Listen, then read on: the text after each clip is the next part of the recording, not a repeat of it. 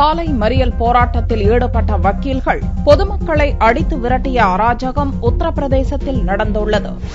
உத்தரப்பிரதேச மாநிலம் அலிகார் மாவட்டத்தில் போலீஸ் விசாரணைக்கு அழைத்துச் செல்லப்பட்ட வக்கீல் ஒருவர் மாயமானார். இதனால் ஆவேசமுற்ற வக்கீல்கள் நூற்றுக்கணக்கில் அலிகாரின் மையப்பகுதியில் திரண்டு போலீசாரை கண்டித்து சாலை மறியலில் ஈடுபட்டனர். அப்போது அரசு சொத்துக்களை வக்கீல்கள் நாசம் செய்தனர். அப்போது அவ்வழியாக சைக்கிள், மோட்டார் பைக்குகளில் வந்த பொதுமக்களை வந்த வழியே செல்லும்படி மிரட்டி அனுப்பினர். தட்டி கேட்ட சில அப்பாவிகளை அடித்து உதைத்து வக்கீல்கள் விரட்டினர். படம் பிடித்த பத்திரிகை நிருபர்களுக்கும் அடி உதை விழுந்தது. அவர்களது வாகனங்களும் நொறுக்கப்பட்டன.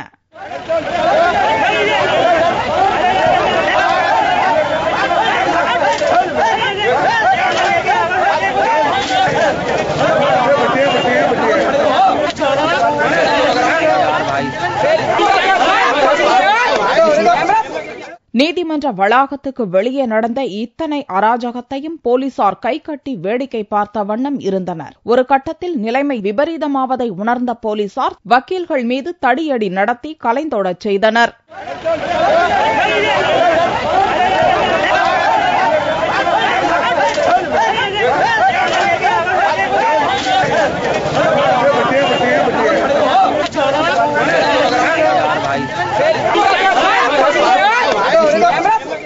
வழக்காட வேண்டிய வக்கீல்கள் சட்டத்தை தங்கள் கைகளில் எடுத்துக்கொண்டு அப்பாவி மக்கள் மீது வன்முறையை ஏவி விட்டது உத்தரப்பிரதேசத்தில் பெரும் பரபரப்பை ஏற்படுத்தியுள்ளது.